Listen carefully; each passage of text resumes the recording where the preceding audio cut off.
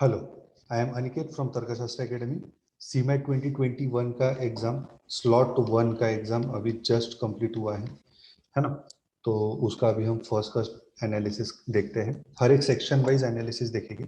एक overall view बताऊं तो स्टूडेंट्स हर सही कि पिछले 2-3 सालों से थोड़ा सा डिफिकल्ट था, ठीक है ना, थोड़ा सा डिफिकल्ट, क्योंकि कौन सेक्शन डिफिकल्ट आया देन एक्सपेक्टेड। ठीक है, एलआर सेक्शन एकदम इजी था, वर्बल सेक्शन एकदम इजी था, एंड जनरल अवेयरनेस तो हमेशा जैसा डिफिकल्ट रहता है वैसे ही था। ठीक है, एक एक इंडिविजुअल सेक्शन का हम एनालिसिस देखते हैं। सबसे पहले हम देखेंगे कौन सेक्शन, क्यूए सेक्शन में क्या था, क्यूए सेक्शन में किस किस टाइप के क्वेश्चंस थे वो देखते हैं, है ना। तो इजी टू मॉडरेट लेवल के क्वेश्चंस थे। सबसे इंपॉर्टेंट चीज, there was no need of parent signature. Parent signature की कोई जरूरत नहीं थी, एंड कोई अंडरटेकिंग लेके नहीं जाना था, मतलब जो हैंड रिटन अंडरटेकिंग वगैरह उसकी भी कोई जरूरत नहीं थी। सीधा आपको जाना है शांत दिमाग से, है ना। This is based on 8 to 10 students we have talk till now. उनके बेसिस पे हम बता रहे हैं कि उनके सेंटर पे पेरेंट सिग्नेचर की भी रिक्वायरमेंट नहीं थी एंड अंडरटेकिंग भी नहीं मांगा था। ठीक है, अभी कौन सेक्शन इजी टू मॉडरेट, है ना। सिर्फ एक या दो स्टूडेंट्स ने मेरे को बोला कि यार कुछ क्वेश्चंस बहुत डिफिकल्ट थे, but then majority of the questions easy to moderate थे, मतलब मॉडरेट लेवल के क्वेश्चंस थोड़े ज्यादा थे। अभी इसमें अलजेब्रा पे अच्छे खासे क्वेश्चंस थे, देन अरिथमेटिक पे अच्छे खासे क्वेश्चंस थे। अरिथमेटिक पे आपको सिंपल इंटरेस्ट, कंपाउंड इंटरेस्ट पे 2 क्वेश्चंस मिलेंगे। फिर टाइम एंड वर्क पे एक क्वेश्चन था। फिर ट्रेन्स एंड ब्रिजेस पे, ट्रेन्स एंड ब्रिजेस पे एक क्वेश्चन था। ठीक है, फिर प्रोबेबिलिटी परम्यूटेशन कॉम्बिनेशन के ऊपर अच्छे क्वेश्चंस थे। प्रोबेबिलिटी परम्यूटेशन कॉम्बिनेशन पे there were good amount of question, मतलब 4-5 क्वेश्चंस थे। डेटा इंटरप्रिटेशन के ऊपर सिर्फ एक या दो ही क्वेश्चंस थे, and they were very easy, है ना। डेटा इंटरप्रिटेशन एकदम ही इजी था, बस एक रेगुलर सा परसेंटेज निकालना था। फिर नंबर्स रिलेटेड 4-5 क्वेश्चन थे। नंबर्स चैप्टर जो है अपना, उससे रिलेटेड 4 से 5 क्वेश्चंस थे, है ना। फिर वो फ्रैक्शन अरेंजमेंट का एक क्वेश्चन था। फ्रैक्शंस दिए थे पार्ट 6, है ना, 1/2, 1/3, अभी एग्जैक्ट फ्रैक्शंस नहीं पता, 4/7, इनको असेंडिंग ऑर्डर में अरेंज करना था, है ना। तो ओवरऑल इजी पेपर था, other than few questions of algebra. ठीक है, एंड प्रोबेबिलिटी के लार्ज नंबर। हाँ, एक नया टाइप का क्वेश्चन इसमें ये भी था कि 2 केसेस दे रखे हैं, है ना, इसमें, एंड ये which of the following case is wrong, which is right and which is wrong, which is right and which one is wrong। ये टाइप के एक नए टाइप के क्वेश्चंस दिखे हमको इसमें। ठीक है, मतलब ओवरऑल ये paper easy to moderate level का था, with majority of the questions of moderate level, है ना। इजी क्वेश्चंस भी थे, ठीक ठाक। तो a good attempt, I mean attempt in the range of 20 to 22 question with an accuracy of 90% should fetch you good percentile in this section। Individual section की अपने को रिक्वायरमेंट नहीं है, बट जो अपना टारगेट है 200-250 मार्क्स के आसपास जाना है अगर आपको, तो you have to get at least 20 of these questions correct. फिर जाते हैं अपन एलआर सेक्शन के ऊपर। एलआर सेक्शन एकदम ही इजी था बोल रहे थे, है ना। LR section was the easiest of all the sections. ठीक है, एलआर एकदम ही इजी था। इसमें स्टूडेंट्स ने 22-23 अटेम्प्ट करके आए हैं, विच इज रियली गुड, है ना। यहाँ पे ब्लड रिलेशन पे एक क्वेश्चन था, डायरेक्शन सेंस पे एक क्वेश्चन था, फिर कोडिंग डिकोडिंग पे 3 से 4 क्वेश्चंस थे। नॉन वर्बल रीजनिंग, है ना, एकदम सीरीज नॉन वर्बल रीजनिंग पे एक क्वेश्चन, मतलब ऐसा दिया हुआ था, and find the next figure in the series, एकदम इजी क्वेश्चन था ये भी।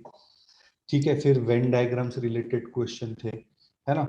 फिर सिलोजिज्म रिलेटेड क्वेश्चन थे।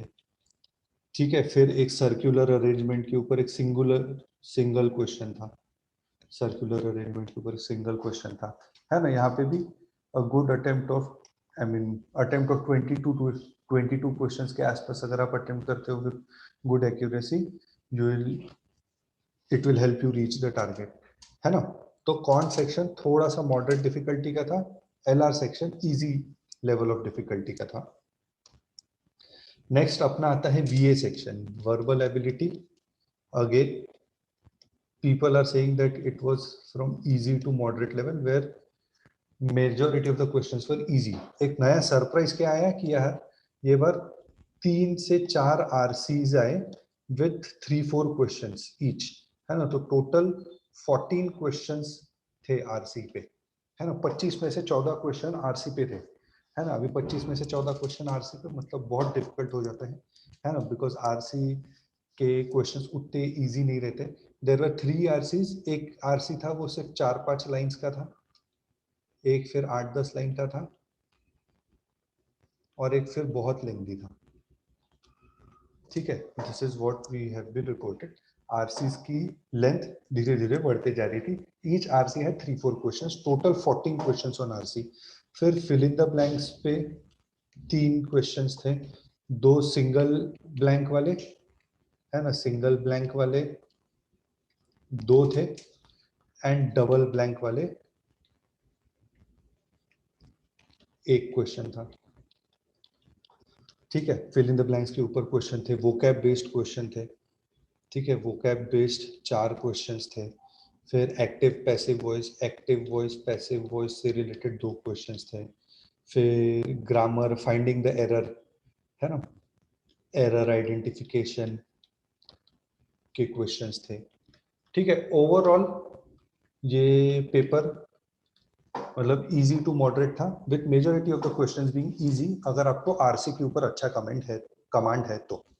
Now, the toughest of all the sections was general awareness. ये general awareness is generally tough only, है ना. इसके ऊपर आपको ऐसा कुछ होता नहीं है जब तक आपकी बहुत डिटेल में पढ़ाई नहीं है, पिछले 3-4 महीने से पढ़ाई नहीं है, तो जनरल अवेयरनेस आपको टफ लगना ही है ना. General awareness was moderate to difficult.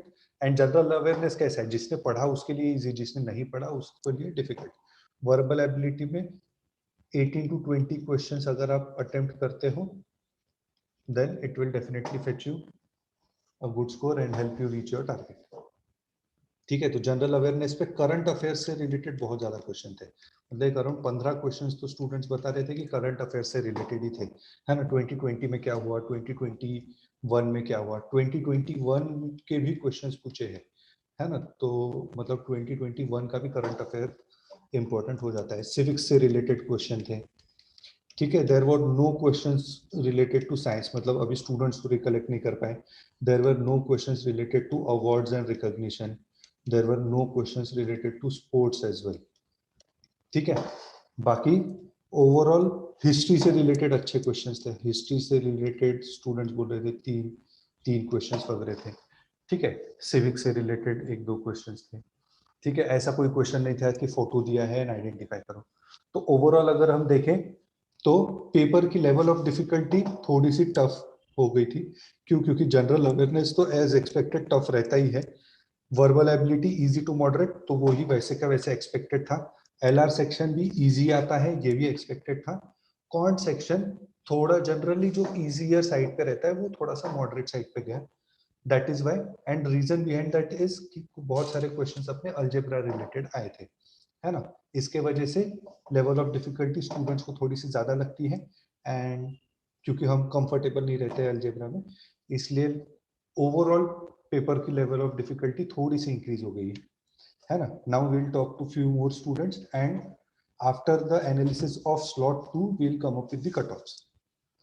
ठीक है, if you have any doubt you can connect to us on any one of these 3 social media platforms or visit our website tarkashastra.co.in or send a WhatsApp message on any one of these 2 numbers. Thank you so much. Jai Hind.